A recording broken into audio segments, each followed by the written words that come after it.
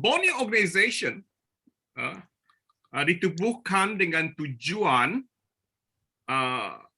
bukan politik, ya. It's not a political organization or NGO.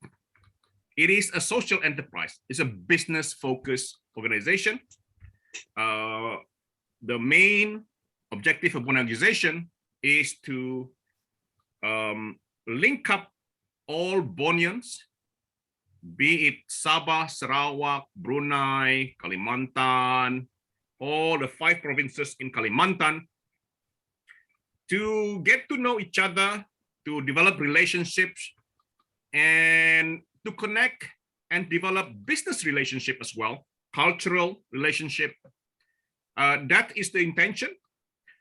That is a slight departure from the usual practice having setting up NGOs and organization, persatuan, kesatuan. That's good, but we chose the commercial or business or enterprise route simply because we are very much focused on enterprise, and also we are very much in favor of having to generate our own fund and income instead of relying on donations and grants. And it's all about entrepreneurship as well.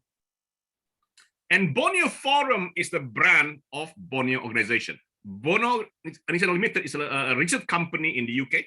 Why UK? Because I'm here in London. It's registered here, so we have the entity, and Borneo Forum is so-called the media arm of Borneo Organization, and this is our 6th series this year alone. Now, today is more of an exploratory session on this big concept of the new capital city of Indonesia, currently just called IKN, Ibukota Negara, yeah, IKN. They have not announced the name of the new city. As you know, in 2019, let me guess, I think it's June,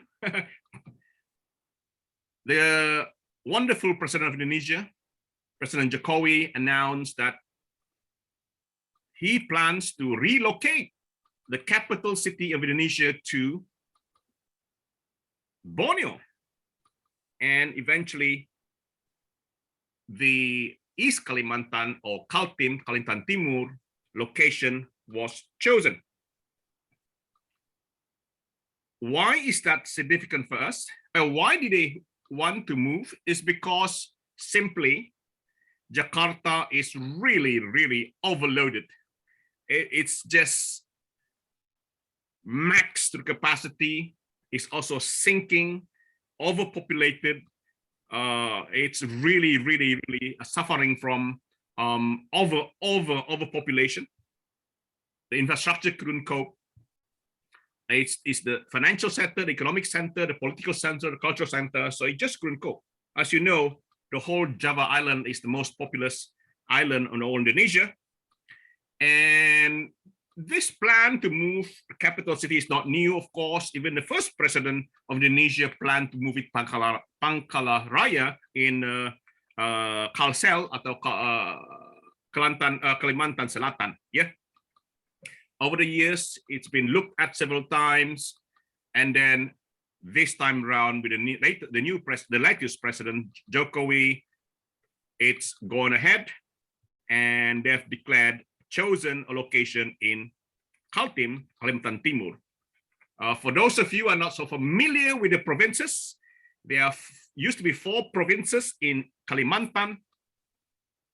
It's Kalimantan Timur or Kaltim, Kalimantan Tengah or Kalteng, Kalimantan Selatan or Kalsel, Kalimantan Barat Kalbar. But the latest province was carved out of Kalimantan Timur and declared as Kalimantan Utara, is called Kaltara. I think that's clever. They didn't say Kalut. That would have been very funny. So it's Kaltara. So there are 5 provinces in Kalimantan, and of course we have Sabah and Sarawak and Brunei and Labuan. And with all the discussion about wilayah and provinces, that makes it a very, very interesting concept now. Borneo have provinces now. So that's interesting on the other side of the argument. So I'll try to make this more like a non-serious presentation, a bit more casual. I'll share a bit, yeah? So let me share my screen.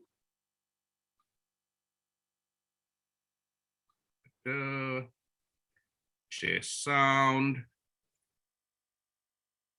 Hide flotation. Okay.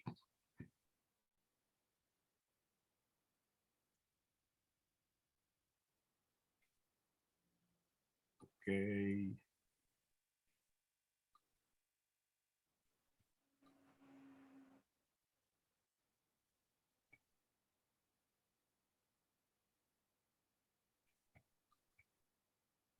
Eve, can you see my screen? Yeah, okay. Yeah. Can, Yes. Yeah, sama can see. So, yeah, present. You can see my screen, yeah? Yeah, sama Yes. can see. Yes. Okay. Nampak. Nampak ya? Nampak. Okay, bagus. Thank you, Joe.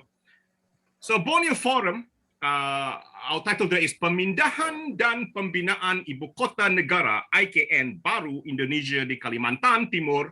Apakah peluang-peluang penduduk di Borneo? The Indonesian new capital IKN, what are the opportunities for Borneo people? Why did I just focus on Borneo people? Because I wanted to narrow it down, because in the end of the day, our team is about how can Sarawak, Sabah, even Brunei, Labuan people start looking at Kalimantan, because as you know, we have been separated by history. Because of history, the Dutch in the Kalimantan and British on the Sarawak, Brunei, and in Sabah, we don't have to go to this history, but that history of colonial involvement separated us, and we've been like that with confrontation, Malaysia confrontation that define Borneo, and we always have this separated existence in Borneo, and that's kind of really define us. And this IKN, I believe, is a big opportunity for us to now start looking at the whole Kalimantan. By the way, Indonesian, when they say Kalimantan, they actually refer to the whole Borneo. I didn't realize that for a long time, and then realized they really think the whole Borneo is not think, but they really believe Kalimantan to refer to the whole Borneo. That's very interesting. So that's a mindset that we need to know as well. So as usual, I always approach my subject in the basic level, elementary level. What is it about? Where is it? Who's involved? When was it? Why? Why is it important? And the most important thing for today is how. How can we participate? What are the opportunities? So it's very much not so detailed. The initial plan was to have interview with the British Chamber of Commerce for Indonesia, the chairman, and also the kedutaan, the consulate of Indonesia in KK, in Kota Kinabalu, and in Kuching, as well as getting somebody from the ministry, the Economic and Development Ministry in Indonesia. But of course, I realized I was being so ambitious. I thought I'll just cover it myself first. Very much the content I have is not just mine, it's already derived from my conversation with them initially, especially the consulate. They are unable to participate on Saturday. So what is it all about? What is it about? As we know, Indonesia new capital plan from Jakarta in Java is going to be moved to Kalimantan Timur. And I think the decision to choose Kalimantan Timur it's very, very clever, and because of the centrality of that location in the whole Indonesia. And of course, the most cleverest thing, there is also very safer in terms of natural disaster, earthquake and all that, tsunami. And also, I think the cleverest thing is because the existence of Samarinda and Balikpapan next to each other, and they're practically squeezing in between, meaning they already have existing ports and airports in Samarinda, and universities and stadiums and what have you. And the same thing with Balikpapan. Now, Balikpapan is very much international. It's a very clean and wonderful city. Expatriates love that place. I would love to go and visit that soon. And so there are two cities, and the IKN is going to be built in the middle. So it is a very, very clever choice, I must say. Yeah. So I was explaining just now about the provinces. I don't want to repeat myself. There are 5 provinces in Kalimantan. So it's the shortened is Kaltim, Kaltara, Kalbar, Kalteng, and Kalsel. Quite important to know this short name, because it's not very common for us in Sabah and Sarawak to be taught of that. Now the location, where is it? I told you what we're talking about. Where is it? Here it is. East Kalimantan. Here. It's beautiful. By the seaside, both cities by the sea. Samarinda, of course, is more on the mouth of the river, and there are universities and stadiums, a lot of that. Yeah. So this is what we're talking about. Again, an idea of the Kutai Kartanegara goes back long history, and it's something that we ought to know. But the region there is called Kutai Kartanegara, and that is where the south is called Penajam Pasir Utara Timur, and these are the areas that's going to be utilized, about 108,000 hectares. So much more spacious than in Jakarta. Jakarta only has about 9.8% of park, and that's really congested, because the average recommended for parks area in a city is about 30%. Jakarta only has 9.8%.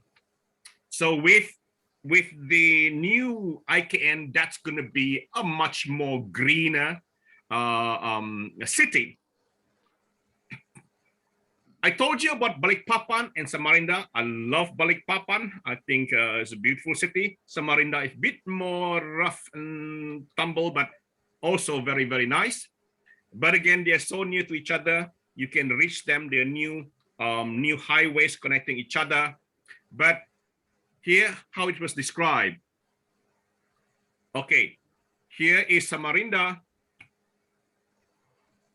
Excuse if I'm really much into the geographical location, because it's very much in my mindset to have this grasp, so that we are so familiar with the location, as if as Borneans, we say, let's fly to Balikpapan, let's fly to Samarinda. I just want to grasp that significance of the location, yeah?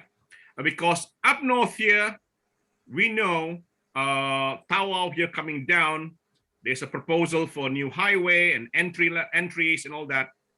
So this Kalimantan is quite a trouble, but there's a bit of shortage of highway from here coming here.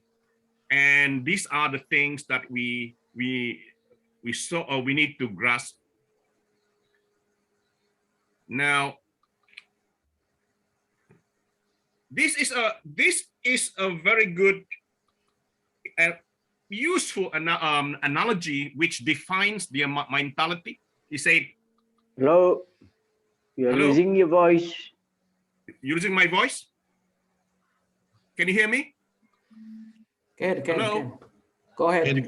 Can go ahead. Go ahead. Okay. I don't know why he's losing my voice. I'm shouting already.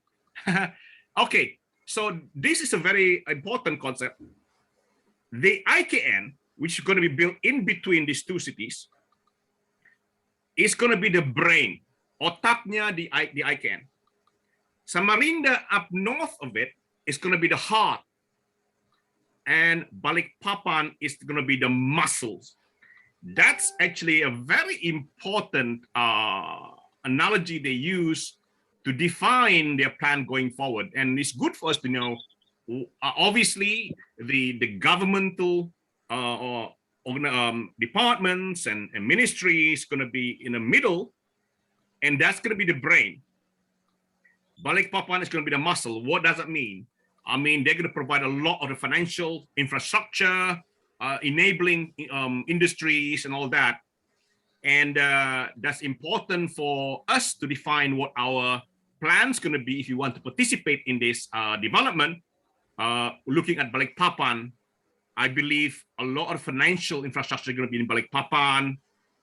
And they are planning Samarinda a bit more cultural, a bit more artistic, even sporty.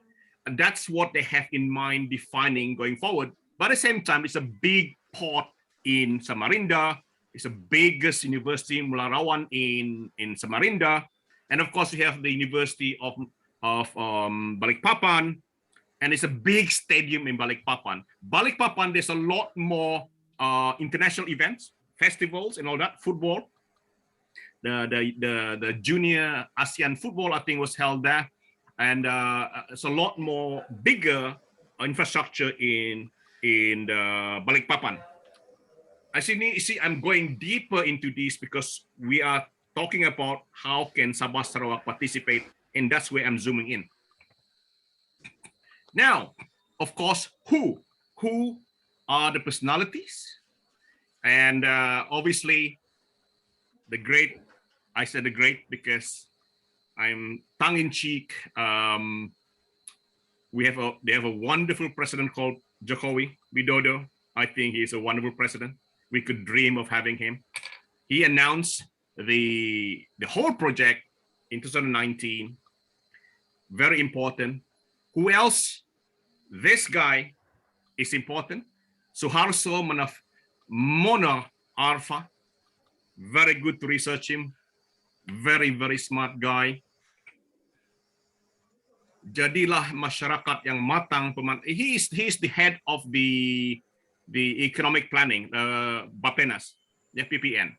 So he is very, very much the guy in charge of taking forward. So the three people, and the third person, if you see him, he's hands-on. So he's the guy that makes things happen. He's just been there recently. In April, he was there planning the money man as well. And then we have the governor of Kalimantan Timur, Kaltim, which is Bapak Isran Nur Gubernur. Yeah, a funny guy because he said President Jokowi is going to go to definitely going to heaven because he chose Kalimantan Timur, and there's a bit of hoo-ha about that. Very interesting guy. So he's also powerful. So there are three big personalities we ought to know going forward. But of course, there's one more person who's going to be so-called the mayor of the city, already listed down, and there are, I think, 4 front runners in the moment, including the great former mayor of Jakarta himself. So Purnama Cahaya, I forget his I don't know. Ahok. Sorry? Ahok. Ahok, yeah. Wonderful guy, yeah.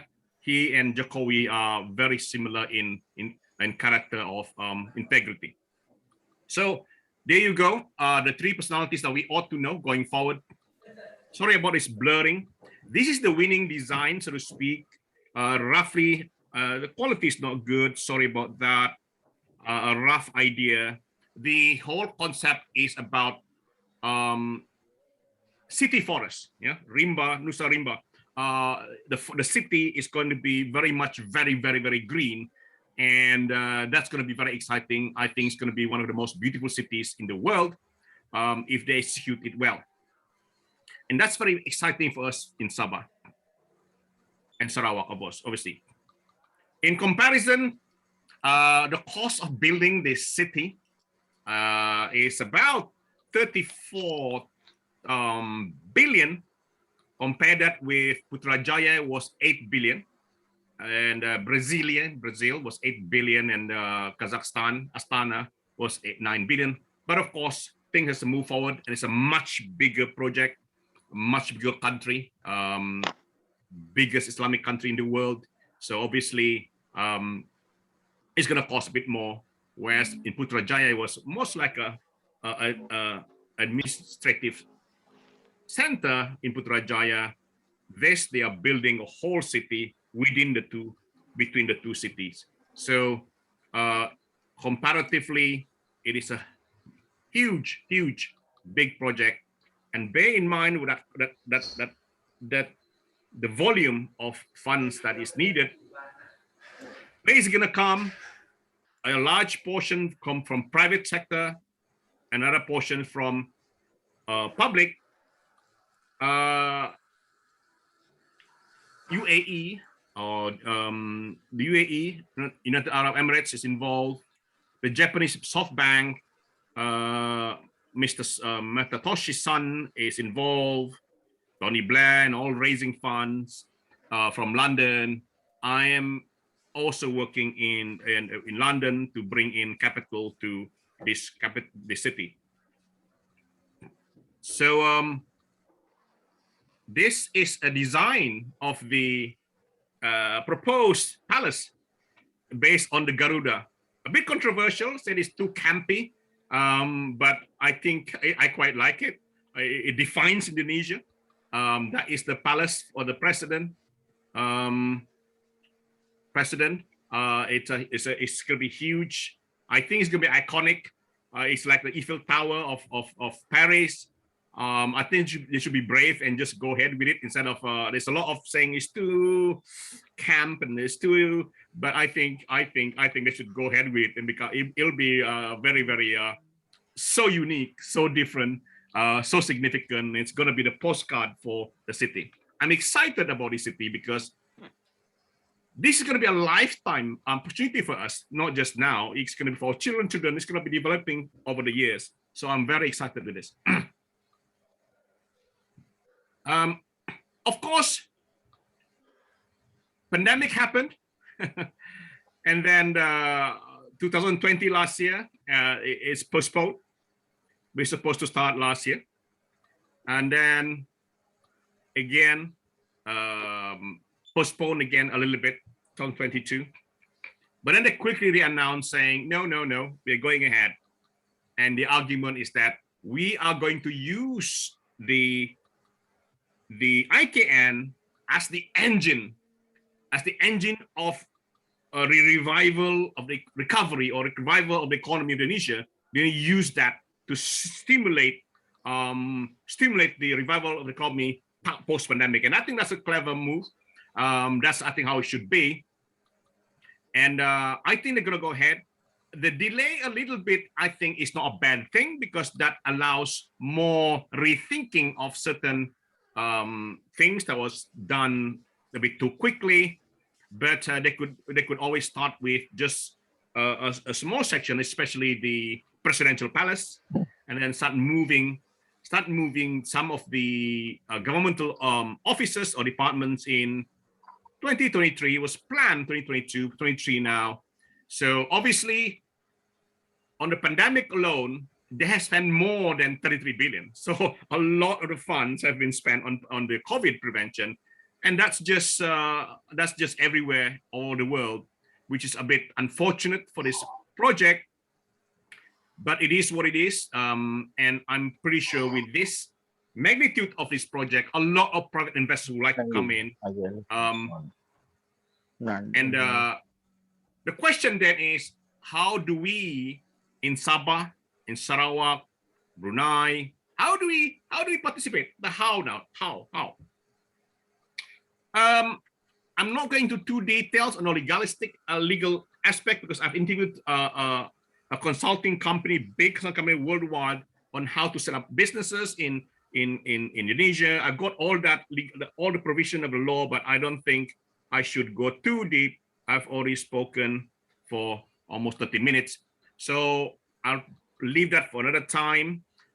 Basically, it's very close to Malaysia. You set up companies, and they must have local participations, and so on and so on. It's very much similar to the Malaysian Companies Act, but not the same. We just have to hire a consultant, or and then form a company and launch a business in Indonesia. For Sabah,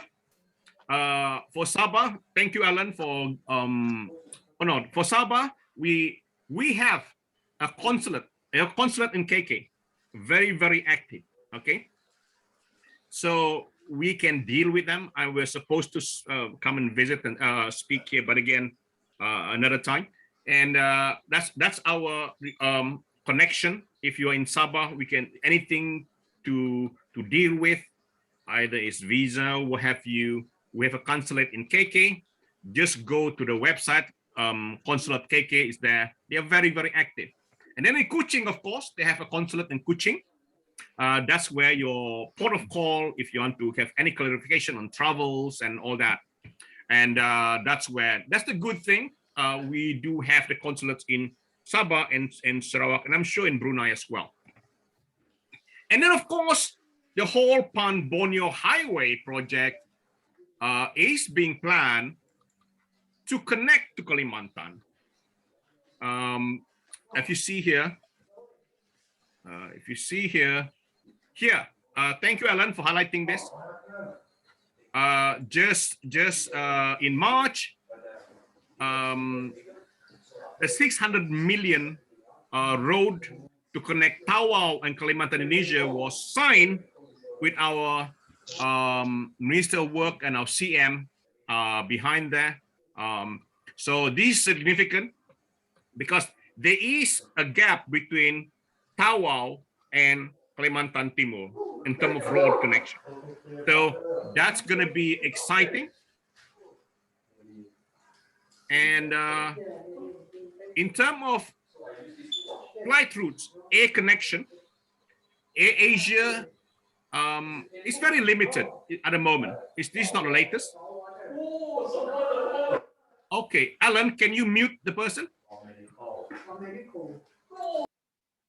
Okay, thank you, Alan. Thank you. So the route at the moment is not, there are not a lot of travel to a flight to Balikpapan, but I'm sure it's going to change. And for Garuda, there are a lot more as expected. The Garuda routes, so connection, and of course the road will be our significant mode of connecting to Indonesia going forward. And I'm sure there are more flights going to be created and launched once the new city really kicks off, and that's going to be exciting. Thank you for now. This is a general overview, but before that, I'm going to play you two videos to sum up the whole thing. But as again, to repeat, our whole idea is for Borneo people, especially indigenous, but also non-indigenous, to be connected business-wise, enterprise-wise, culturally, socially, not necessarily politically. That's a very sensitive area. But the idea of us being together, it is not necessarily politically, culturally, and in spirits, and in economic enterprise. It's a good thing. There's always of us a suspicion on what is the agenda, but we have no agenda. Our agenda is to get people together, connect. And I believe the IKN is the vehicle. It is the opportunity for us to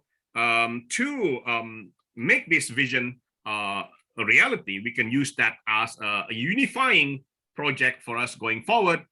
We also have the BIMP IAGA, which Miss Eve, Charlie will speak in the next session. Okay, I'm going to stop sharing for this one. What I'm going to do is share a video. Let me launch the video first. Video when I need it. Tell me if you can see this. And if you can hear the sound as well. Nampak tapi belum ada suara. Okay. Oh, you can see it. Okay, good. That's a good start. Play. Try to play. Yeah, that's what I'm trying to find my button. Okay, that's it. Okay. Okay, hang on. Pemindahan ibu kota negara dalam pidato kenegaraan di gedung MPR RI, Presiden Jokowi berencana memindahkan ibu kota negara ke Pulau Kalimantan. Berikut cuplikan pidatonya. Saudara-saudara sebangsa dan setanah air yang saya banggakan, pada kesempatan yang bersejarah ini, dengan memohon ridho Allah Subhanahu wa Ta'ala, dengan meminta izin dan dukungan dari Bapak Ibu anggota Dewan yang terhormat, para sesepuh dan para tokoh bangsa, terutama dari seluruh rakyat Indonesia. Dengan ini saya mohon izin untuk memindahkan ibu kota negara kita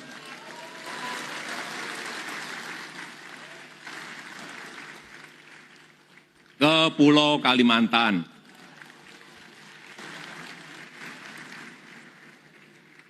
Ibu kota yang bukan hanya simbol identitas bangsa, tetapi juga representasi kemajuan bangsa. Ini demi terwujudnya pemerataan dan keadilan ekonomi. Ini demi visi Indonesia maju. Indonesia yang hidup selama-lamanya. Dirgahayu Republik Indonesia, Dirgahayu Negeri Pancasila. Terima kasih, merdeka! How wonderful is that? Wonderful. And then the last video, the wrap up the whole thing.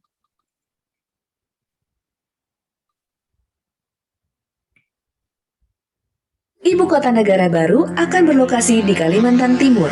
Lokasi ini dipilih untuk mendorong perkembangan kawasan Indonesia Timur dan mempercepat pemerataan pertumbuhan ekonomi di seluruh Indonesia.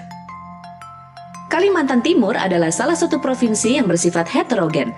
Masyarakat suku asli dan pendatang hidup berdampingan membentuk satu komunitas yang kaya budaya dan harmonis. Sinergi pembangunan ibu kota negara dengan kota-kota di Kalimantan Timur akan mewujudkan visi Reimagine Indonesia dengan dukungan dari ekosistem 3 kota yaitu Samarinda sebagai jantung, IKN sebagai simpul saraf, Balikpapan sebagai otot, yang didukung kawasan konservasi di Kalimantan Timur sebagai paru-paru. Visi ekosistem 3 kota akan disertai dengan rancangan kota yang terinspirasi oleh nilai-nilai universal.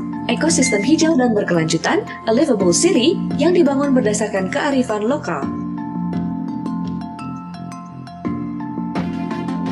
Inilah ibu kota negara baru Indonesia jika kita lihat bersama dari Bukit Parlemen, dengan 2 kawasan utama, kawasan inti pusat pemerintahan, yang didukung oleh kawasan pusat inovasi bisnis dan teknologi nasional. Tata ruang IKN dirancang sebagai mikrokosmos kepulauan Indonesia, dengan mengadopsi alam dan air sebagai bagian terintegrasi dari kota yang menghargai lingkungan dan komunitas. Desain tata kota holistik yang memancarkan keunikan masyarakatnya dengan masing-masing keunggulannya yang menjadi satu kesatuan.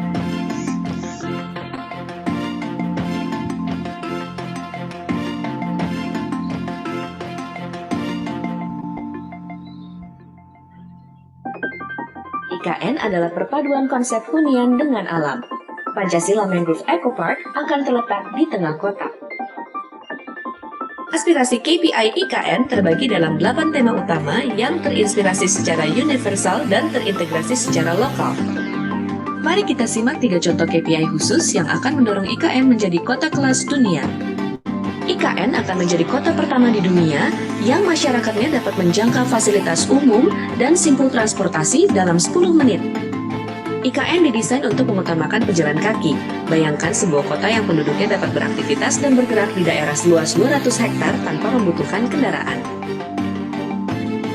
Anda bisa tiba di tempat bekerja, taman, sekolah, tempat perbelanjaan, tempat ibadah dalam waktu kurang dari 10 menit.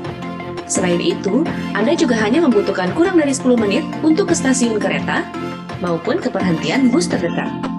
Akses untuk menjelajah alam pun akan dapat dicapai dalam 10 menit.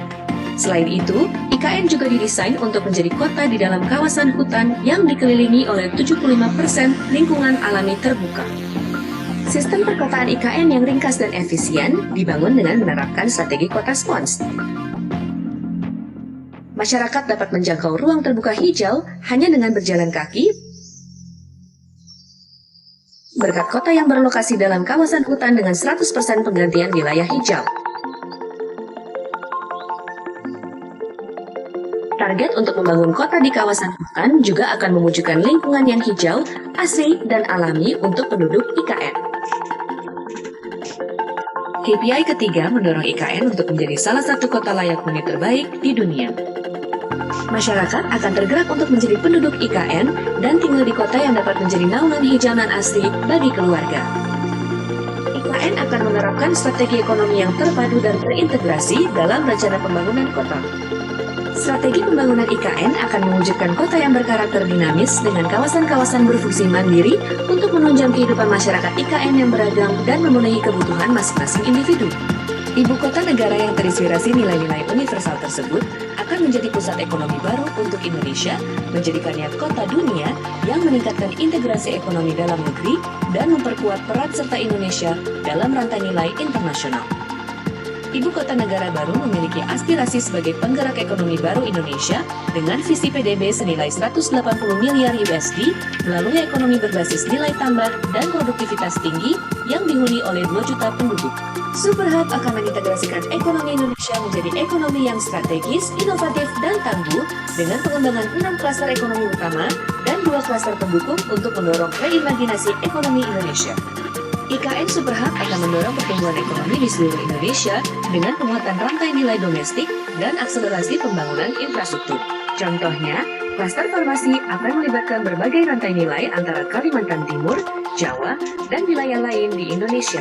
IKN juga berambisi untuk menjadi pusat wisata medis untuk menarik dan melayani wisatawan kesehatan yang biasanya berobat di luar Indonesia. Ke-6 klaster ekonomi Superhub akan menguatkan eksistensi Indonesia tidak hanya di lingkup ekonomi regional, namun juga di lingkup ekonomi global.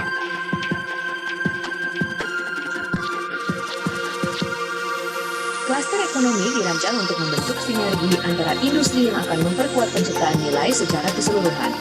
Klaster pertanian dikembangkan menjadi industri berkelanjutan untuk menggerakkan jaringan petani kecil secara luas. Industri ekspor tumbuhan dan pertanian nabati yang berkembang pesat akan menunjang produksi hilir industri makanan dan minuman serta mendorong industri ekowisata. Perkembangan ekonomi semua sektor akan didukung oleh adanya sektor penelitian dan pengembangan, ekosistem digital untuk mendorong inovasi, dan sektor pendidikan yang kuat. Keberadaan sektor-sektor ekonomi baru serta kekuatan sinergi ekonomi akan meningkatkan nilai tambah, produktivitas tinggi, serta keberagaman ekonomi di Kalimantan Timur. Strategi ini akan menciptakan struktur ekonomi Kalimantan Timur yang kokoh, seperti ekonomi negara maju, dan meningkatkan pendapatan per kapitanya setara dengan negara-negara berpendapatan tinggi. IKN, sebuah kota yang terinspirasi oleh nilai-nilai universal yang menciptakan pusat ekonomi baru untuk Indonesia. Mari bersama kita bangun IKN sebagai kota dunia untuk semua.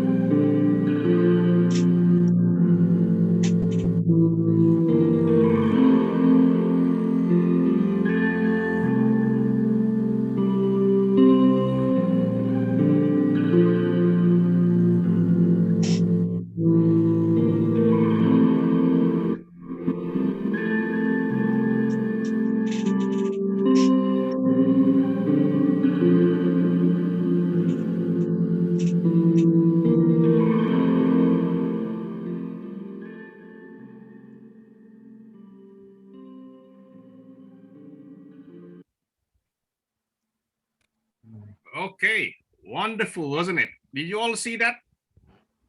Did you all enjoy that? That was wonderful. I think that's a wonderful video. Now, I think I've spoken for about 45 minutes. Actually, I'd like to invite Boyd. Boyd, are you here? Yes, my friend. Hey, Boyd. Okay. Thank you so much, Boyd, for coming on board last minute. I think I took a lot of time just now. So Boyd is initial exploratory brainstorming for what we can do as Sabahan and Sarawakian and Bruneian, what we can, how can we participate with this exciting, not disregarding all the environmental, the transmigration impact and all that. Now, just to run through, Boyd is a very experienced planner, city planner, huge credential in London, working for one of the biggest borough in London, and also very much involved in the Johor Iskandar city. We cannot have anyone from Sabah who is even more experienced and more knowledgeable about cities. Boyd, tell us what we don't know. Tell us what you know and from your experience, please. Okay, thank you, Ken. And hello to everyone. I can see I got a few uncles, cousins, and others, and my fellow Sabahans, of course. Welcome to every one of you. It's true that this is a last-minute thing for me because I didn't realize that this is going to be a big, exciting event. But thank you, Ken, for inviting me to say a few words. And I just want to say that it's a great honor. I think this forum is one of the platforms that we should be promoting a lot, because one of the major things about this new capital of Indonesia is the fact that it's in our doorstep, more or less. It's still a long way, of course, but if you think about it in that sense, compared to the current Jakarta, this new capital is very much within on the same island. So it's closer to Sarawak, obviously, but nevertheless, if you go straight north, you end up in Tawau. And I'm going to focus this attention on my short presentation on Tawau, because I see Tawau here in this case as the gateway to Kalimantan, and for Indonesia as a gateway into Sabah, if you like, from an economic point of view in particular. So this is a very exciting time, because here is an opportunity for Sabahans, or in this case for Sabah, to prosper. And I'm really happy to know that the current government of Sabah has looked into this quite carefully and working together with Sadia, for example, and of course IDS. So it's a good opportunity for us to discuss this at this point, very timely. And the participants, as I can see here, from Joanna to Simon from Blue Hope, and a few other notable names, very exciting. And I think if we can, let's open this forum and talk a lot more about this thing. From the point of view of this, if you look at it from Tawau and Sabah's point of view, this new capital provide a lot of opportunities. And if you saw that video just now about the new Jakarta, wow. If you look from the air, if you like, from the drone point of view, you can see a lot of green stuff in it. The roofs are mainly, if you like, using solar power or renewable energy. That's a big source that I want to cover a little bit shortly. And the other thing, of course, is it's very much green design, very much blending with the landscape. We're talking about a city in the forest, of course, good example, Singapore, and a few other places. This is a great opportunity for many ways. One, economically, of course, very much how do we capitalize on this, pardon the pun, but how do we capitalize on the fact that here is a new Jakarta on our doorstep? How do we make Tawau so big and the gateway? And by all means, it's not just a gateway from Indonesia, but actually Tawau, even now, is a gateway, if you look at it, from the Asia Pacific, from Australia, from Pacific Islands, New Zealand. Here is Tawau becoming a very big location for that.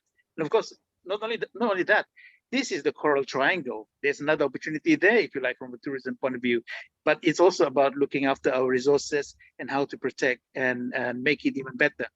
Number two is here, I think from my point of view, I can share, of course, that having worked in London, having worked in Iskandar Malaysia in particular, Iskandar Malaysia, by the way, is the fastest growing economic region in Malaysia.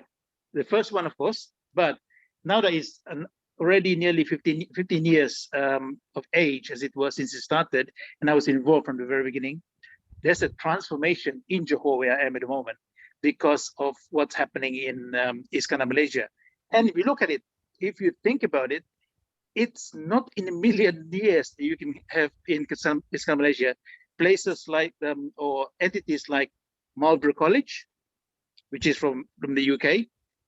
How's that? Is the Princess Mia when they went to study there?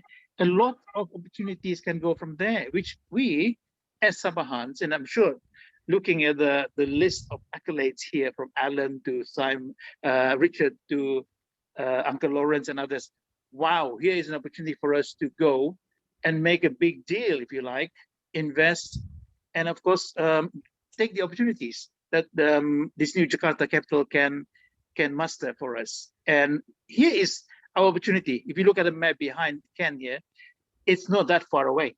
And you can make a huge difference by being dislocated in this situation. And it is mentioned that Samarinda is the brain of the place. Wow. Here is very close to Tawau. And that area could be the biggest change. I'm notwithstanding KK, of course, but Tawau could be the next biggest city in Sabah, and possibly also in Southeast Asia. Just to let you know, as well as an aside to this, is Tawau actually selected under the Global Covenant of Mayors for Climate and Energy, which I am involved at the moment. Here is a place where it's a pilot city from the point of view of climate issues, climate addressing, and of course, on energy method related matters. So again, very good way of looking at it from that point of view. Another thing I want to share is the fact that having the opportunity to do this, and we can, all the team that are in here in this forum, can band together and really think about this, and through this forum possibly that we can discuss even further, how are we going to capitalize on this? And there's several ways. Economically, of course, we can actually bring in a lot of investment, and we can even have, although it's maybe not too close, but we can even have the spin-offs of a larger Jakarta into the area or the border next to us in Tawau. And notwithstanding, of course, Sarawak, which is even closer, half the distance, we could do something there, definitely, for sure. And then here we are. We can become a Malaysian think tank to do something for Malaysia from the point of view of two states. We can make it as strong as that, but it's up to us, of course, to deal with this kind of situation. It's not easy, but knowing that this forum and the people and the caliber of everyone that's in here, we can certainly do a lot of things here. It can be small. It can be, let's say, restaurants. We can start a chain of restaurants there. You have to remember that places like Starbucks started small, right? It can become big. So over time, I can see this happening. It might not be in our lifetime, but eventually 20, 30, 40 years from now, there will be a change that we can see. And Tawau could be the focal point of that. Sarawak, definitely. Brunei, of course, will be part of that, I'm sure. So here is an opportunity for us to get together. Another one is, of course, protecting on the environment side of things. I know, for example, that Balikpapan, for example, have done a lot of work relating to waste management. And I think the president knows this very well, that Indonesia is tackling this issue very, very strongly. In many respects, of course, they are doing already that in terms of energy provisions. How are they going to look after the energy provisions? And more importantly, before I forget this, because I got a lot of things to say, but one is, where do you think the workforce will come from for a bigger Indonesia or for a bigger Jakarta? Naturally, I think the closest would be Tawau, from Brunei, from Sarawak. So here again, it's an opportunity for us to go there, not only from the workforce point of view, but the talent that we can bring there to enable this thing to thrive even more. And I'm sure it will be welcomed by the president and future presidents, the provincial governor, and everyone that's working towards this happening. So here is still at the beginning, of course, in a sense, if you like, the pandemic is delaying it a bit, but here is the opportunity that we can discuss this and make some concrete plans. I'll be very happy to be involved in this because Ken and I have discussed it a little bit, and he and I are discussing what can we do, what can Sabahans, Sarawak, Brunei can really do. And I have to tell you guys, Singapore is near here, just across the straits, but Singapore is already thinking deeply and in a big way about this new capital. We need to do the same, and we are right at the doorstep. So here is an opportunity for us to really get into it and do something really tangible. And going back to the idea of the talent, here is an opportunity for a lot of employment. But guys, don't go for the small employment. Go for the ones that can make a big difference to the new capital, i.e. high tech, green technology, much more on that kind of level. Not the kind of kedai kopi, although it's good, but I think the opportunity is possible that our businesses, our talent can go big in there in terms of IoT or energy. For energy purposes, I'll be very happy to get involved in many ways on that, because that's part of the work that I'm doing.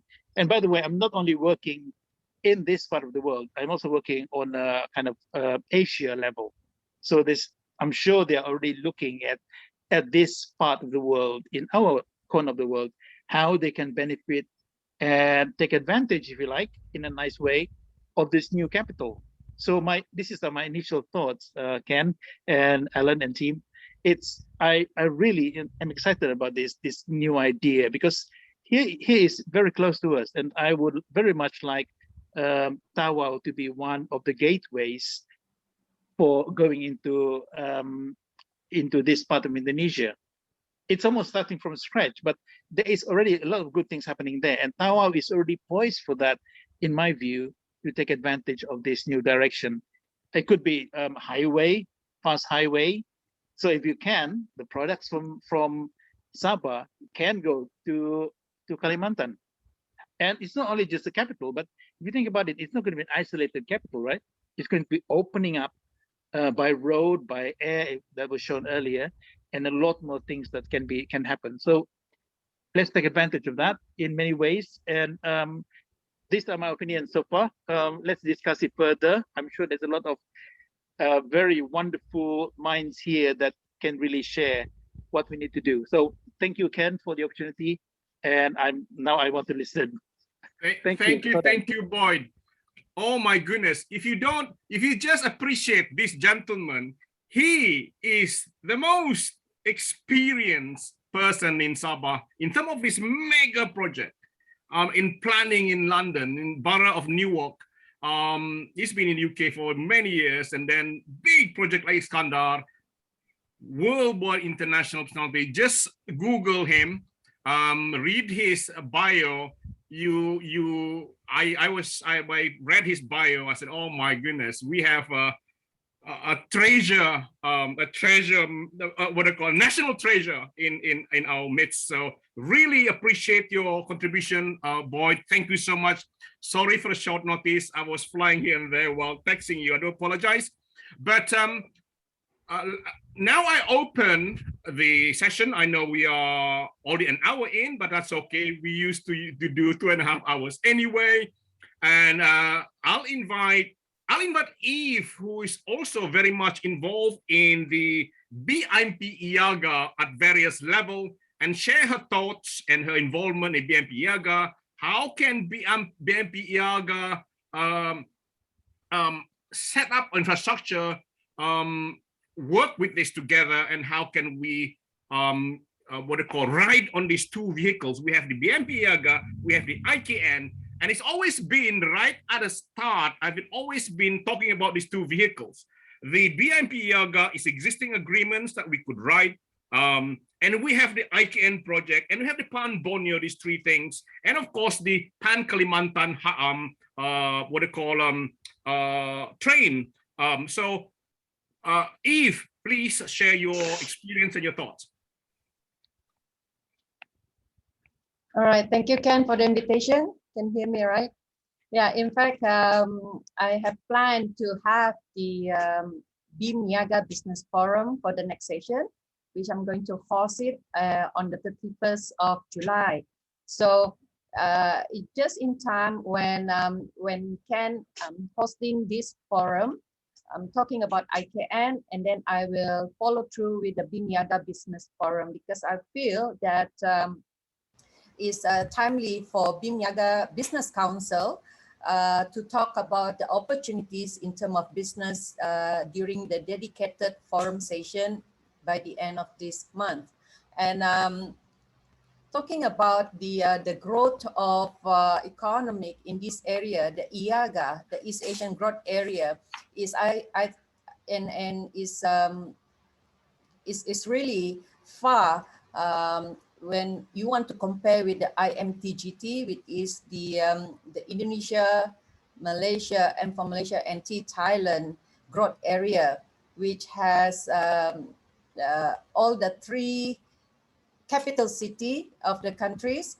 And we at the IAGA side is far more behind. So I think that with the movement of the capital city of Indonesia to the island of Borneo, this I can foresee that this is an opportunity, and it's also timely for us in the North Borneo business people to start to be aware of the opportunities.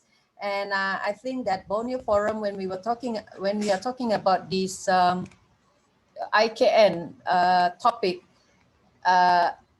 it is also timely, and we will start the ball rolling.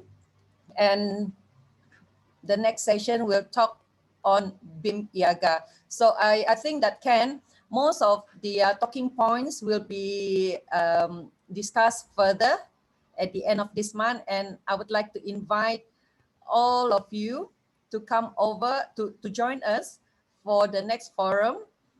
And I've started to talk to few of the chairmen of the region to come on board to be the speakers, and you can listen right from the chairman itself, and also how the Sabah, especially the North Borneo business community, may also look into that matter.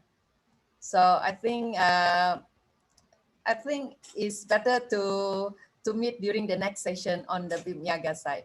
Thank you, Ken, for the opportunity again. Thank you very much. Of course, Eve is one of the vice presidents of Borneo Organisation Limited, also very much focused on the portfolio of education and what they call online learning, e-learning.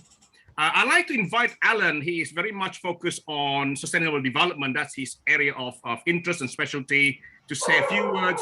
Alan is the second, the other vice president of Borneo Organisation Limited. Yeah, thank you, Ken. Thank you, Ken. Thank you very much. Your presentation is very impressive. That gives us the insight. All this while we have been hearing about the IKN, but because we haven't been there, we haven't received any briefing. We only read from the newspapers. So our knowledge obviously is very limited. So thank you very much for the insight.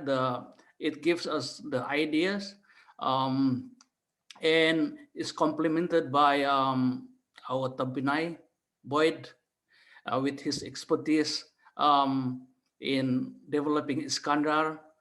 I think he understands what's going on in IKN, and as he said, there'll be like a spillover effect to Sabah, and in fact the whole Borneo. And if mentioned about the BIMP-IAGA, I've attended the BIMP-IAGA meeting in Sabah for a number of years, but not much was moving then. But I believe with this IKN, which is in the center of this BIMPIAGA, that will be a catalyst, and that will move things very fast. So as Ken mentioned, I'm into sustainable development. I love Borneo. I set up a company in Sabah called Borneo Sustainable Development Sdn Bhd, and I'm supposed to be the CEO. The only thing is because I'm here in New Zealand, my company is in Sabah. Constrained by the pandemic, I cannot go home to activate it, but I'm doing the planning. I'm communicating with this team of people, and we communicate almost every day. Also, we are communicating with people in Kalimantan.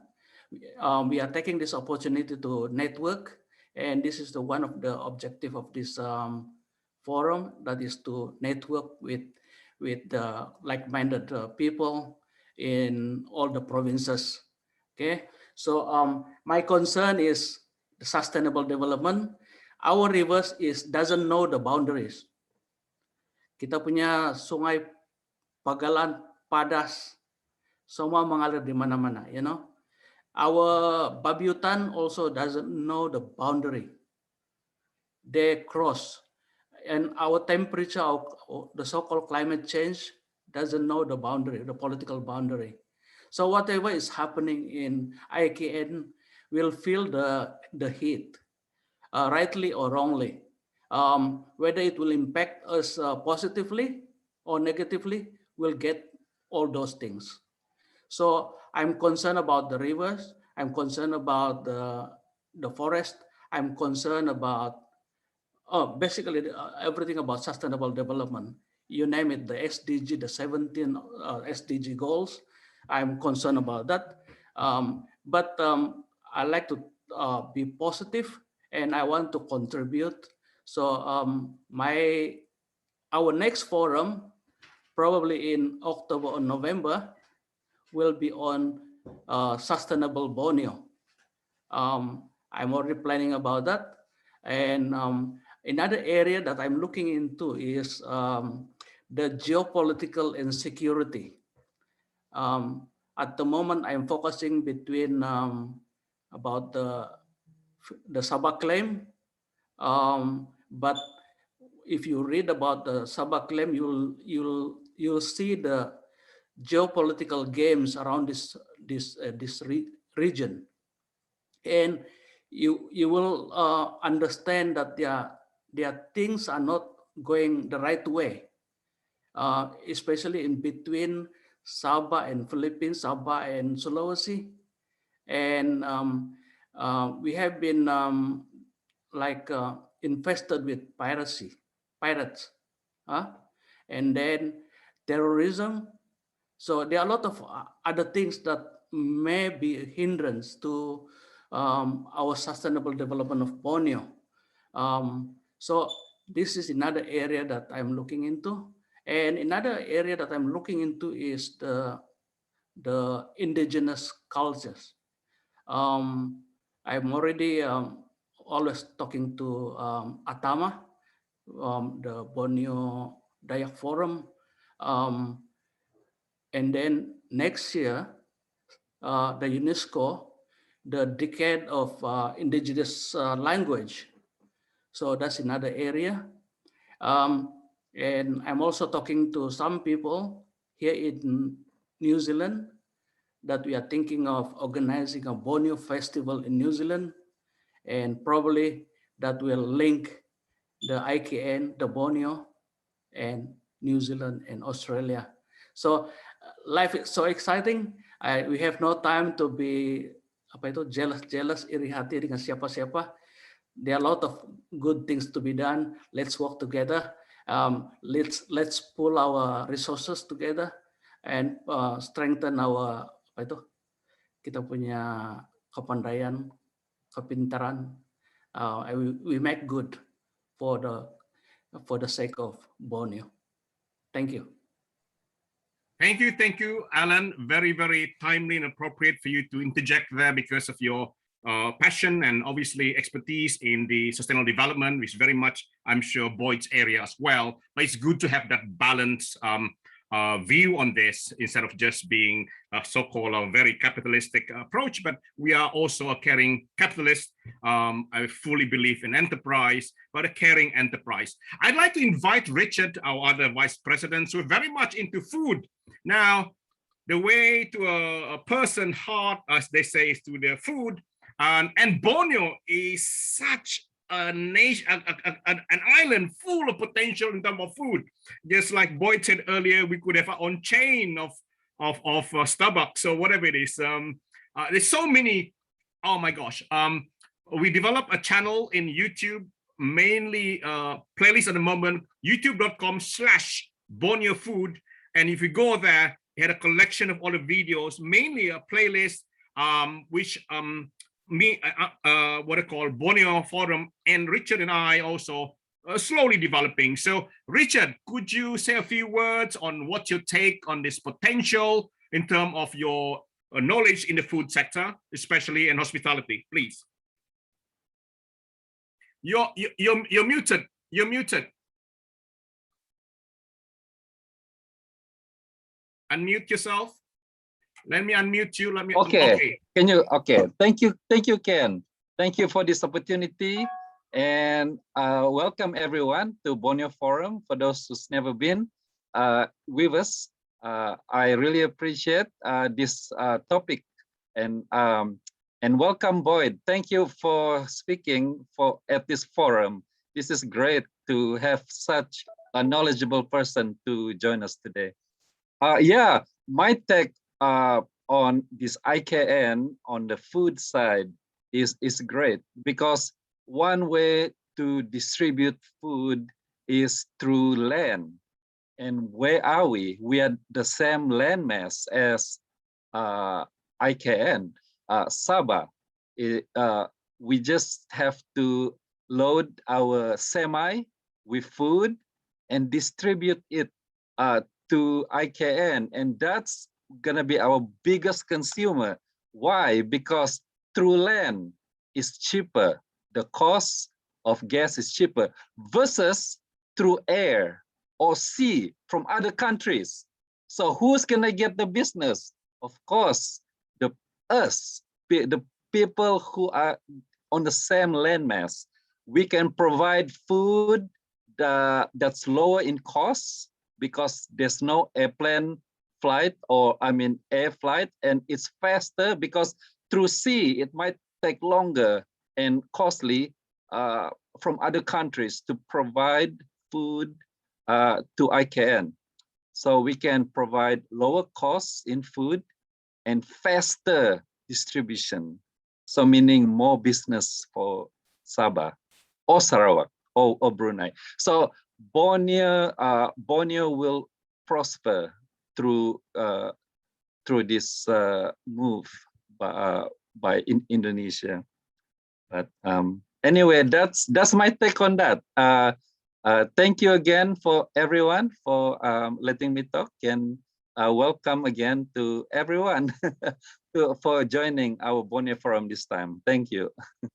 Thank you, Richard. I look forward to us doing our channels and traveling all over Borneo and exposing the delicacies and culinary of Borneo. Now, I've just been sent a message. Apparently, we have somebody special here amongst us in the presence of greatness.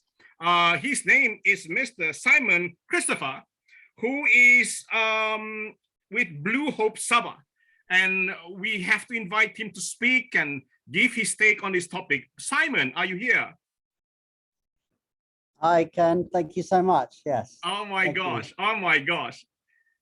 This is a real big bonus, Simon. But please tell us about yourself. What are you doing? What you're involved, and what's your plans and what your take on this whole topic? Welcome and thank you. Sure. Thank you. Thanks for the pressure. And hi, everyone. Good afternoon. And thank you to Boyd. I've known Boyd for quite some time now, and essentially I've lived in Borneo. I lived in Sabah. I'm British, and I spent I'm a biologist. I'm a marine biologist, and I moved to Sabah in 1995 and never really left. I fell in love with Sabah married a Sabahan. I have three kids. They're Bhumis, so if I want to buy land, I have to speak to them. And I love Sabah. So for me, Sabah is my home. And in 96, I set up a company called Scuba Zoo. So I'm essentially a storyteller. And I've been involved in a couple hundred hours of TV from the Coral Triangle, working with the BBC and National Geographic and Discovery, and brought Sir David Attenborough over here a few times. I've been involved in storytelling and essentially bringing the unique biodiversity and culture of Sabah and the Coral Triangle to the rest of the world.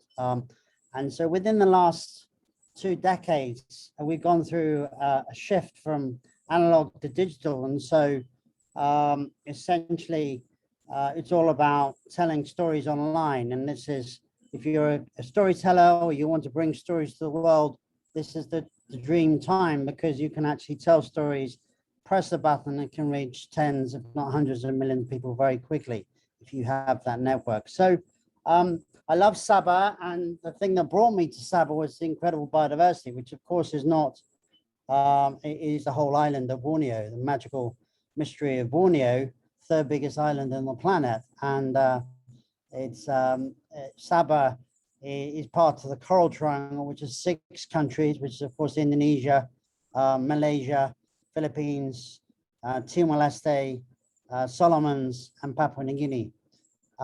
So I think I don't want to take too much time because I'm kind of gate crashing the party, but essentially what I've done in the last 2 years is I launched a new organization called Blue Hope. I left Scuba Zoo 3 years ago because I realized that however many films we make, it will not change the kind of slow but steady depletion of natural resources and biodiversity.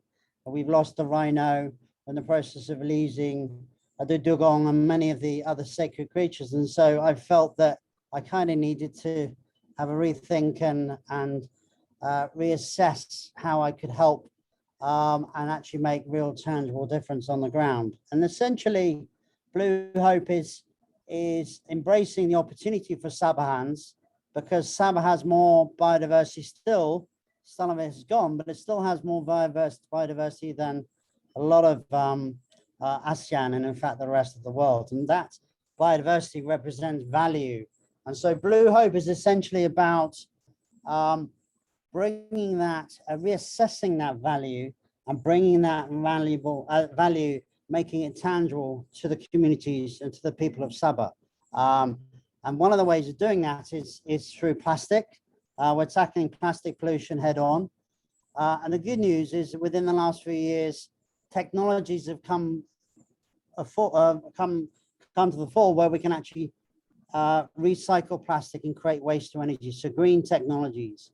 And so I see this being an amazing opportunity for Sabah and indeed Borneo. And we launched earlier this year with Dr. Masidi and the Norwegian embassy ambassador and the French ambassador. We have different partners. We've launched Sabah Plastic Neutral, which is the beginning of a global plastic neutral movement over the next 2 decades, with Sabah and Timor-Leste leading the charge. And essentially, as much as we would like to make Sabah plastic neutral, and we plan to within the next 5 years, what we're looking to do is essentially, it's the beginning as a Borneo plastic neutral. Sabah will lead the charge, and will take 5 years to make Sabah plastic neutral. But however neutral, plastic neutral Sabah will be, because we're sharing a landmass with obviously the other countries, and you cannot make Sabah plastic neutral truly until you make it Borneo plastic neutral. So really, Sabah plastic neutral is phase 1 of Borneo plastic neutral, which obviously is a huge project. But it's embracing Sabah plastic is a gateway issue. Everyone gets plastic, everyone uses it. We are forced to use it in our daily lives, and what we need to do is we need to turn that into an opportunity by making that plastic worth something to everyone that uses it, so they keep it rather than throw it away. but also we're looking to ring fence and protect biodiversity, both terrestrial and marine biodiversity.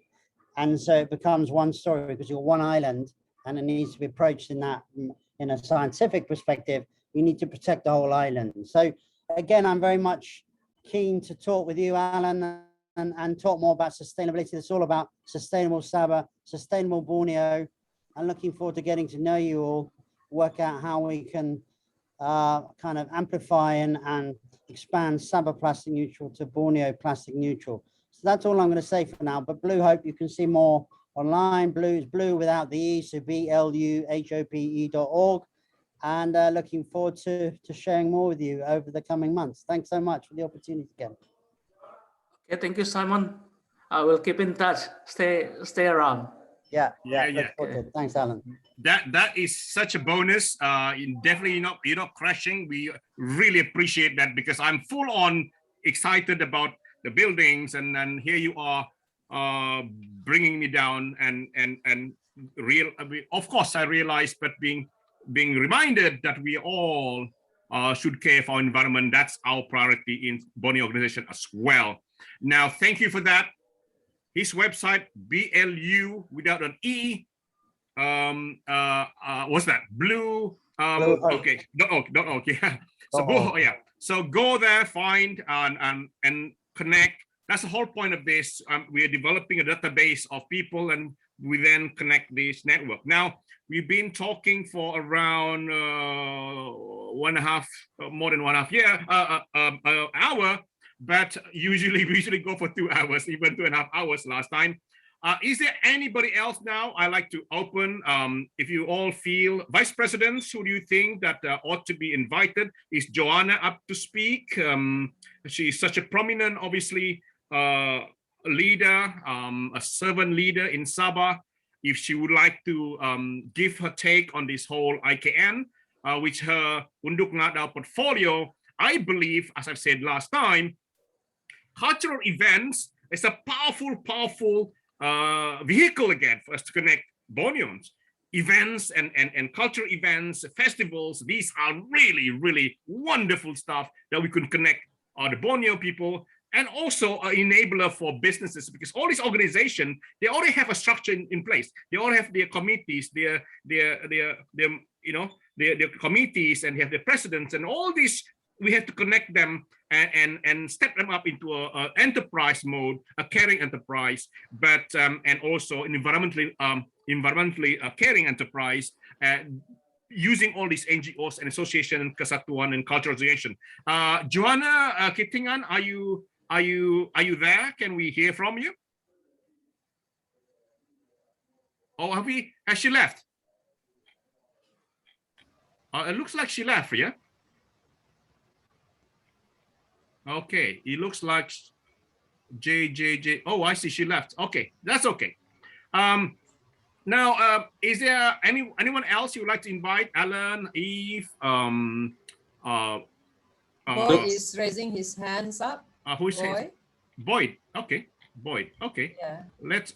Yeah, Boyd, please, go ahead. You are unmuted. So sorry if I'm interrupting again, but it just occurred to me, going back to Tawau, because to me the crux of part of our discussion at the moment is how we can make Tawau big in that sense. And I think my fellow colleagues have already mentioned all those wonderful things that Tawau can do. I mean, here is an opportunity for Tawau to make it even bigger, in the sense of not only, I mean, sharing you an experience that I had from Iskandar Malaysia, in making Iskandar Malaysia in Johor even bigger. I think on par, in my view, to even our capital, Kuala Lumpur and Penang. And I say this in many different ways. One is in terms of how we develop it economically. So here, investment can come in. I mean, I think that the catalyst, if you like, is of course the new Jakarta capital. And although it's not that near, but it's near enough in the same island. And as Richard was saying, here is an opportunity for something great for Tawau. And to me, you could transform into a green city, and much bigger. I'm sure people are already buying land in that part of our country. because of that opportunity to get in the first step, if you like, of being close to the new Jakarta capital. So here, one, economically, you start to build up a lot of new things, new businesses, high tech, green tech, as well as businesses that are going to make money, but keep the place green, keep the city green. And I'm talking about Tawau in this case. Another one could be, as I mentioned, about the talent. But from economic point of view, I just want to, it just tweak me, because this is one of the things that I propose in the Sabah structure plan, which, by the way, needs to be reviewed because he's getting a bit older now. I was one of the advisors and involved in that project. But for me, what this can transpire in terms of economic development and can be very big for Jakarta's new capital, i.e., I'm talking about Keningau here, and I'm sure Alan knows this very well. Oh, that's my hometown. From so as I see it, have you guys ever heard of Kobe beef, Wagyu beef, right? How about Keningau beef? That kind of thing. It's of course it's far-fetched. However, if you really think about it, we can do that in the sense of Keningau, and although it's in the interior, but here we can transform a beef product, and I'm talking about not just beef to eat, but it can make milk, cheese. What do you think cheese can transpire into? Could be spaghetti, could be cakes, lots and lots of different things. And going back to the idea of a Starbucks in Keningau, that could be the ultimate thing, right? But in the case of Tawau, you can connect these two in other parts of Sabah in this case, where products from Sabah, high quality products, the first big market probably will be Tawau. The next one, I'm sure, could be the Balikpapan area and the new capital. That's big business, and I see it can be transformed. And I'm just giving you guys the ideas, but here is an opportunity that we can make use of. In a sense, we do not necessarily need KL or Peninsular Malaysia even. We should do it as a Sabah product. And I'm really serious about this Keningau beef. I don't know whether somebody else has already thought about this, but to me, if you can make this beef as good or even better than Aberdeen atau Australian beef, or for that matter, the Wagyu beef, the Kobe beef, why not Keningau beef? You can call it that and sell it as a major product to another country, i.e. in our doorstep. Here is an opportunity to me that we need to think about very carefully if the investment that can transpire from this group that talking now, we could transform it. And as Ellen was saying, we can make it sustainable. It's up to us to really decide on that. But I think the brains behind all the people that are already in this forum and your members and the people that we know who are Sabahans can transform this place. I'm not disregarding, of course, Brunei, parts of Malaysia, and of course Sarawak itself. But here is an opportunity for us to be able to do something great like this. This is an area that we can make it bigger, of course.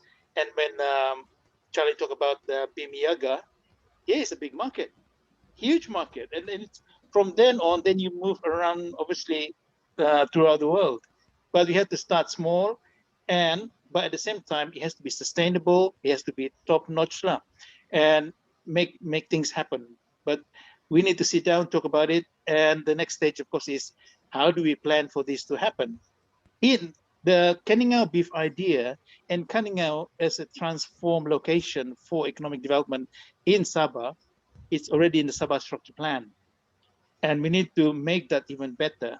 And I'm also talking about things like I call it super highway from KK through Moyog, Crocker Range, and then right the Moyog area, right into Tambunan and then to Keningau to take products out. If we can do the same idea with minus all those political issues, going to Tawau and then going to the new capital, that's your market, huge market. And it can be possible to do that. So let's do that. Thank you. Sounds good. Sounds good. Wow, very good, Boyd. I mean, I could listen to you all day. It's such a privilege to listen to a voice of experience, and oh my God, it's so fantastic. Definitely, our next level is to connect. Somehow, it's going to be a WhatsApp group, and the beauty about now is you don't have to think about, oh, we're going to meet up somewhere and fly and all that. We can do all on Zoom. As good as it's the new normal. We can launch things. We launched Sabah Borneo Organization by just virtual, so it's doable, easy now. Now, I was just informed by Alan that Anita Lim June from IDS. The IDS is doing a study on IKN. I wonder if she could say a few words about that research being done by IDS. Anita?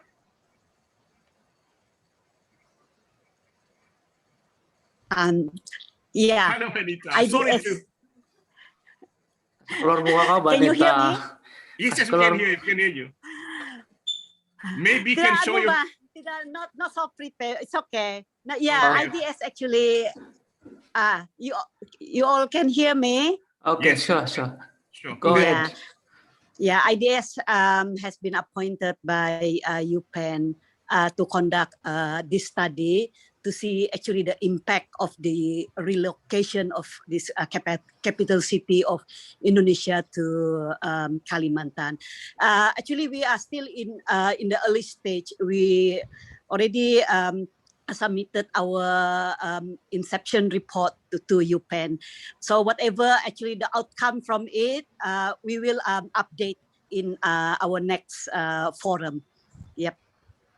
That's all so far we can. Actually, we engage also a few experts from UMS, UITM, and other individual person to assist us in doing actually the study.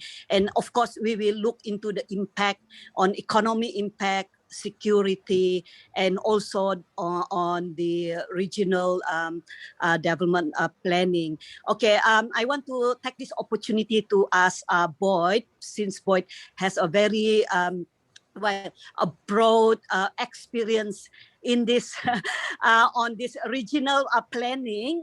Okay, just now Boyd mentioned on probably there will be a very good opportunity for Tawau to develop, and then because we also have this Kalabakan district.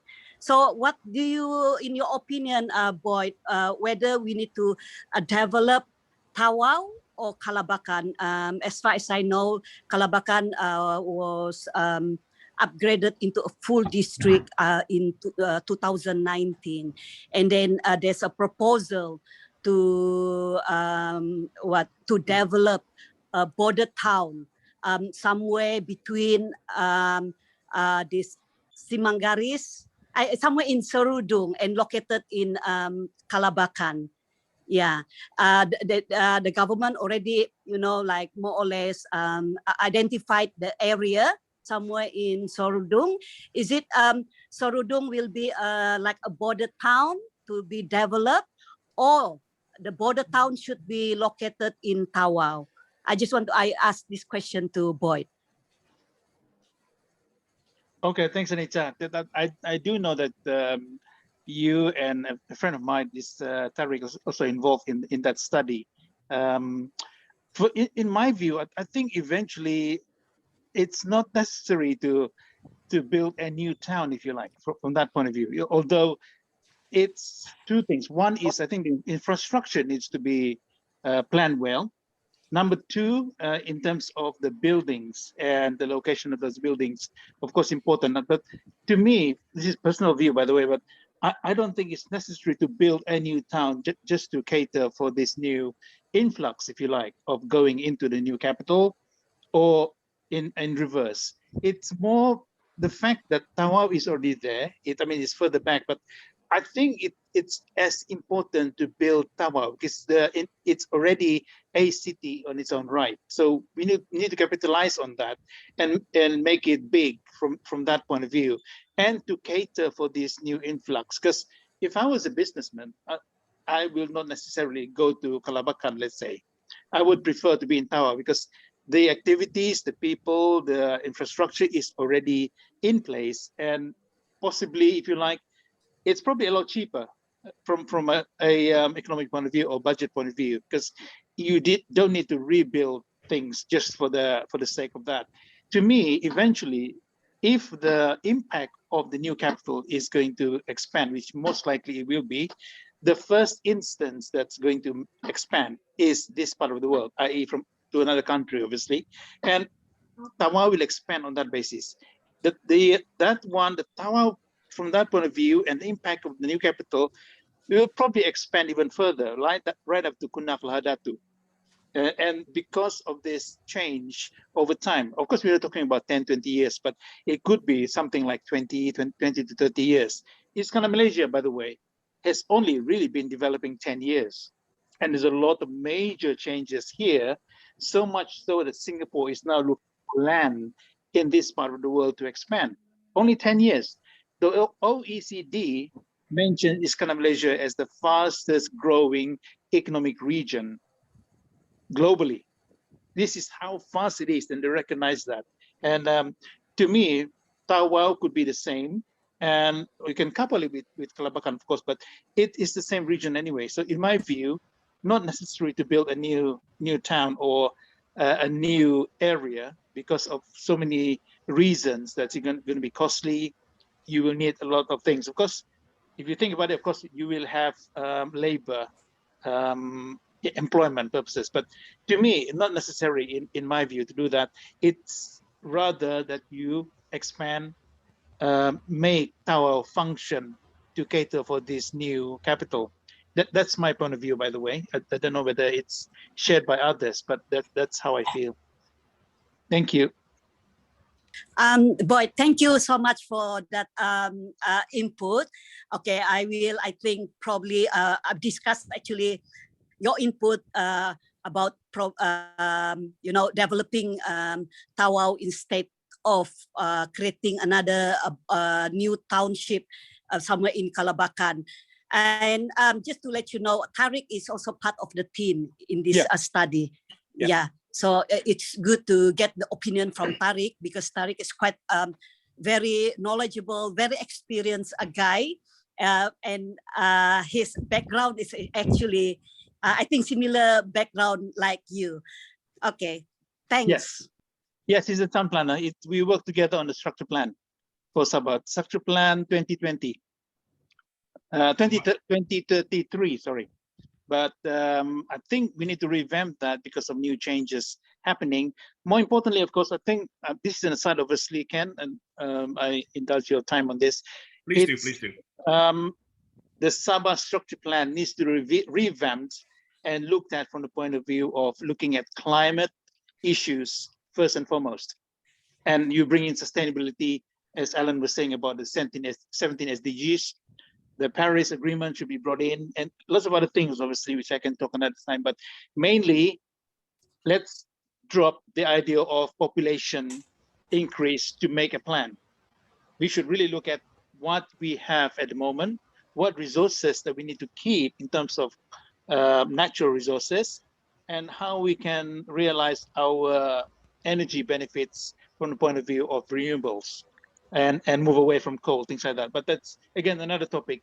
My main reason really is Tawau can be the gateway into Sabah or into Malaysia, for that matter, and looking at in this sense. And it's not just from Kalimantan, but from the rest of the Asia Pacific area.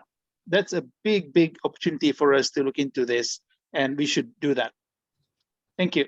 Thank you, Anita. Wow. Look at this. We have connected two different parties here. I know you know each other, but how wonderful is that on a Saturday afternoon your side, and we're talking about beautiful plans and contribution that we could make, and you're exchanging ideas, and we're going to communicate. This is a whole idea of the Borneo Forum. And of course, we're not going to stop here. We're going to carry forward. And I keep saying IKN and BNP is our core vehicles going forward. I was told that Gilbert Kundungan is actually a chartered land surveyor. I wonder if he can say a few words on his take on this, and how can we benefit from his experience and his own take on the whole IKN and land administration wise. Gilbert. Yeah. In fact, I'm not a chartered land surveyor. I'm on the 7, but I'm governmental land surveyor. Okay. So I don't think I can top land admin in this forum. I cannot represent the government. Okay. So sorry about that. Okay, I see. Thank you very much. Thank you very much. Okay, welcome. Okay. I fully understand. Is there anyone else here that okay, Joshua, hands up. Yeah, go ahead, Joshua. Hello, can you hear me? Yes, Joshua, we can hear you. Okay, Joshua Kong is the author of New Wealth Order, very little known to people. Let's make it very big for Sabah and Borneo to become the organization headquarters of New Wealth Order, to correct the world's financial situation or wealth situation, so that the rich country is not getting richer as we can see it now, and the poorer country getting poorer. We must balance for this world, otherwise we all will perish, because the rich are making money out of vaccine even. We are paying for it and mask everything. So with this New Wealth Order is going to correct the financial and wealth of the world globally, and to connect the world in the proper way, so that everybody can benefit from the wealth of the world, not only a small portion, 5%, 10%. So we make Sabah the headquarters, and then you have tremendous opportunity of business in Borneo, and then Indonesia capital is an added bonus for us. So we will have 50-story, multi-story, 50-story building in Sabah, so that all these diplomats or representatives can come to Sabah for meeting where necessary. We don't need to rely on UN. UN is a contest, as you can see it, is in a mess, especially with this COVID pandemic. So if you want to know more about it, I will talk about it, but you can get this in my forum, New Wealth Order, in the Facebook. Thank you very much. Okay, so it's called New Wealth Order. New Wealth.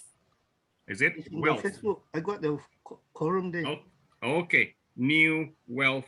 New Wealth or New Wave? New Wealth. Wealth. Okay. New Wealth Order. Okay, a big topic, obviously. Inequalities in wealth all over the world is a very, very important topic, and it's right so that we also look into that. And that's all we're all about, equality and fighting for the underprivileged. And we are considered as well a very poor state in Malaysia, and we identify to that position. So we have covered a wide topic now. I just wonder if anybody else has any question, opinion. Feel welcome. We are very much used to extending to, I think our last record was almost 3 hours. We went on for almost 3 hours. So we don't mind, because it's a very rare opportunity for us to be able to connect like this. And you can leave anytime if it's too long. But I like to really just make full use of the time we're together, no matter how long it takes. And 3 hours is no problem for me. Anybody else? I think Simon wants to speak. Oh, Simon. Yeah, unmute yourself, Simon. Yeah, thanks. Simon. Thanks. Simon. Yes. I just wanted to really expand on what I was saying. In fact, what Boyd was saying earlier. We're about to launch a big social media campaign with Sir David Attenborough again, with the British government, which is basically COP26 and climate change. And essentially, Sir David Attenborough, age 95, what he's saying, and the script that we've got everyone to really try and understand globally, is that post-COVID, we desperately need to be building back better and greener. And so with that in mind, one of the immense opportunities I see for Sabah and for Sabahans being a kind of a farming state, and a lot of people currently out of work, not enough activity going on.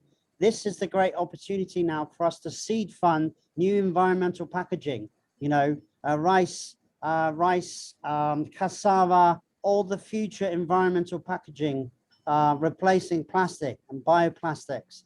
So this is a huge opportunity for Sabah because this doesn't take a huge amount of training. This is not changing the way people do things.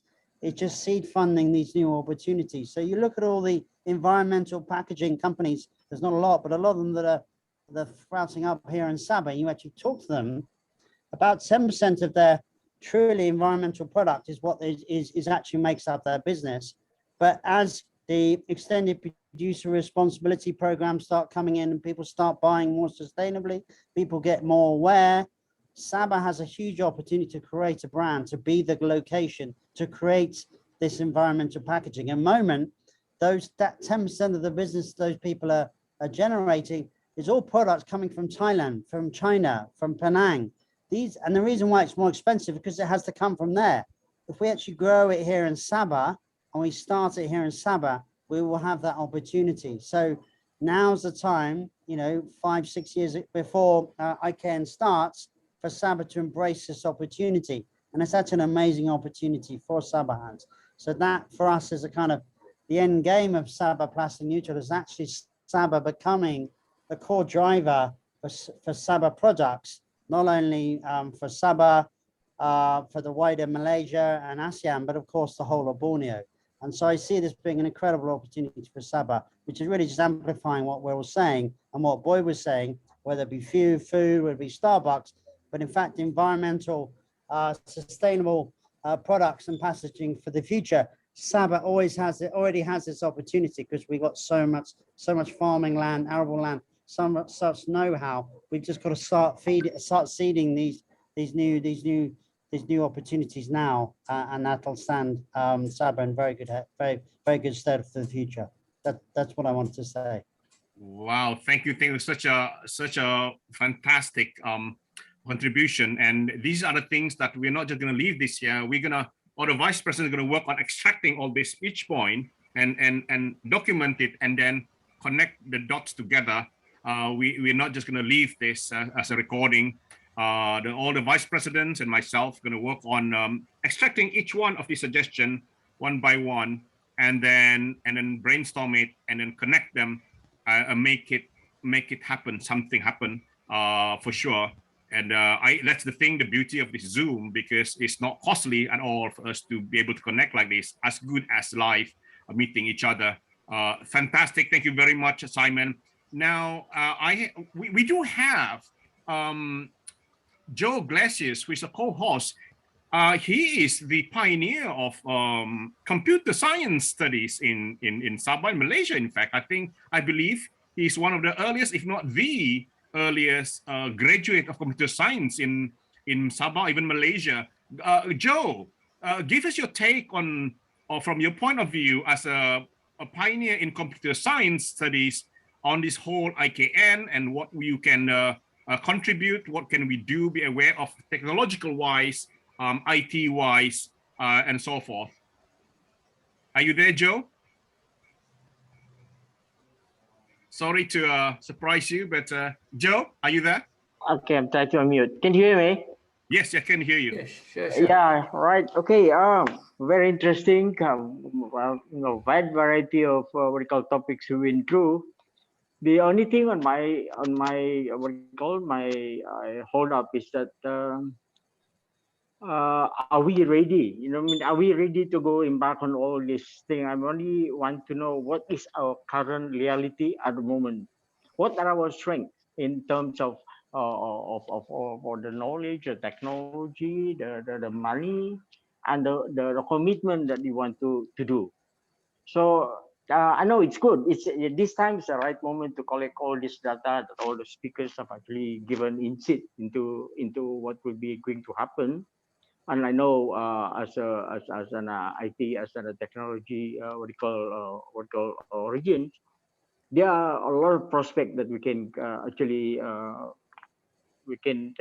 or less like explore into, and especially now if we, because I have nothing to comment on what called the IKN, because I do not know what is actually the real blueprint of what's happening in there, what it's in terms of capacity, the bandwidth that it carries.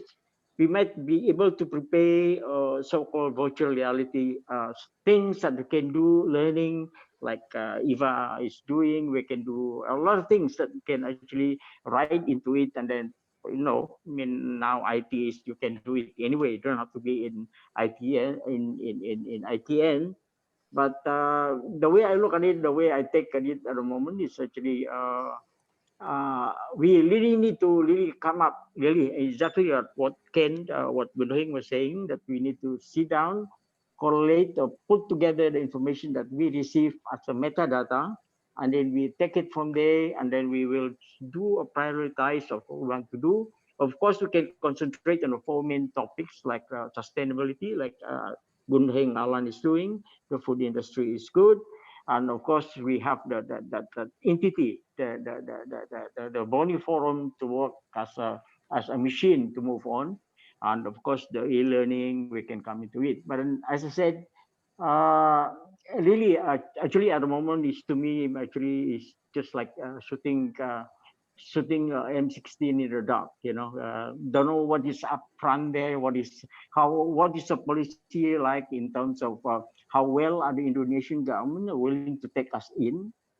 How well are they buying in our idea to bring into their projects. And then say, for example, you want to move, set an example. When Germany was actually when two countries, East and West, collide. I mean, collapse, the two country collapse and join as a unification of Germany, right? Then they said they want to move the capital from Bonn to Berlin. And you know how they do it? They said they promised that they will do it in 1 month. And exactly so, they did it within one month. They moved rock, stock, and barrel, everything to Berlin. So that's how effective we are doing. So now the problem is Indonesia is moving the capital into a new frontier, which is basically they have something very basic things is already in place, as you said. But then to move all those administrative things, the governance and everything, it will be a lot of things to handle. Yeah, for the time being, I think, as I said, coming back again, I will not touch on the technology at the moment. But I think at the moment in the year in 2050, there will be the new trend that maybe in the tropics we should be thinking about solar.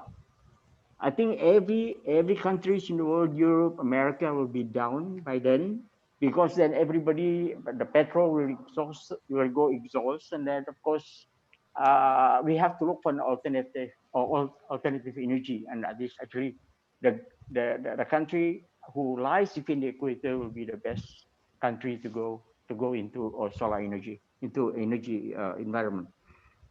That's what I can contribute for the time being. Yes. Okay. Thank you very much, Joe. Yeah. Of course, we have to be cautious, but I'm always a believer in what they call a problem is always an opportunity. Turn opportunity. There are a lot of shortcomings, and that's why we come in with structure. And the good thing about us as well is we are international, and there's a lot of existing entities or technologies or product. We can just pivot. We just replicate it here, like Uber became Grab. We just replicate it, and it's already in existence, and that's what the position we are in. Alibaba just copied eBay. All kind of things. Shopee just copied Amazon, and so on and so forth. We have that already ready in hand. We just have to be bold enough to pivot and relaunch even a replicated model with adjustment. So infrastructure, it's one thing, but that's also an opportunity, and funding can be raised. A lot of specialists in fundraising, as long as the return is there. Venture capitalists are looking for opportunities to invest. It's all about harnessing these financial instruments all over. I mean, there's so many things I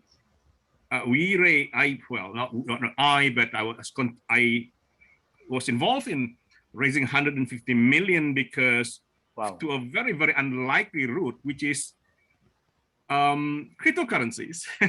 They launch cryptocurrencies and then they raise oh gosh, 150 million out of that. And then, of course, when they came in last year at $5,000 Bitcoin, it's alternate Bitcoin, and it went up to 64,000 per Bitcoin. So imagine that company was sitting on a 5,000 per Bitcoin. Within 12, 13 months, they were sitting on a Bitcoin worth 64,000. So suddenly, and also they bought a lot of Ethereum. Excuse the people who don't know cryptocurrencies. Yeah, the new. So suddenly the capital they raised was something like, let's say 35 million.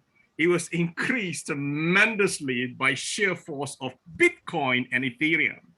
And I'm now the vice president of the company, and I hopefully be flying to Manila. We just opened an office in Manila, and hopefully Kuala Lumpur, Singapore, and Bangkok as well, and hopefully in Jakarta and IKN eventually. So I'm very much into the cryptocurrency, digital currencies. It's a new way of raising fund. There's a lot of legal challenges in that because it is a replication of the IPO. IPO, you do an IPO, you have to do all the due diligence, all the compliance, but ICO, is initial coin offering, is an entirely new breed, which the whole point of not to be controlled by the government. So I'm sorry to go into that, but a new way of fundraising, crowdfunding, and ICOs is something that we need to grasp. And we can raise funds like that. It's just, we have the expertise now, or knowledgeable. I have the knowledge as well. And we can launch an ICO in Borneo because the opportunities available, like the IKN and land acquisition and projects. And raising fund now is not so much we are depending on asking the loans. We can, as long as the project is exciting and the ROI, return of investment, is good, you just about presentation. It's about convincing. It's all about presenting. You know, logic is trashed by emotion. Emotion, the way you present it to be excited, that will convince them. You can see me. Right. Okay. So yeah. Mr. Ken, can you bring, then why don't you bring in the currency mining to Sabah? Mining is a very, very environmentally unfriendly process because you use a lot of energy for that.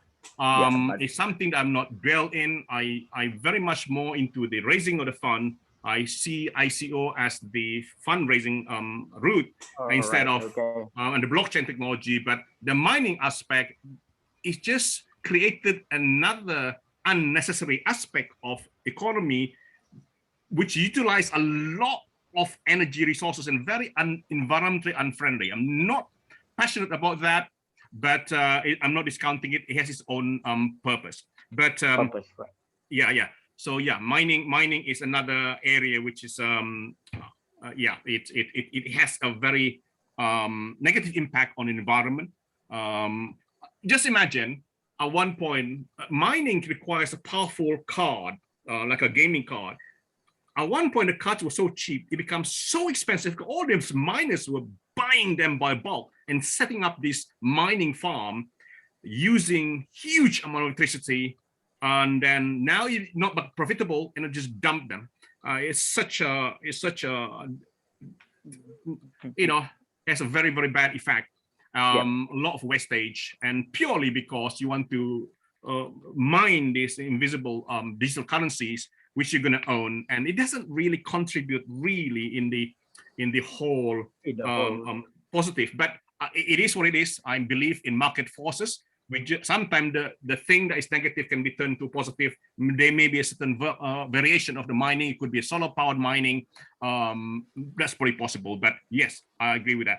So do we have anybody else? Eve, do you want to invite anybody, particular your organization? Hello. Is that who would like to speak or?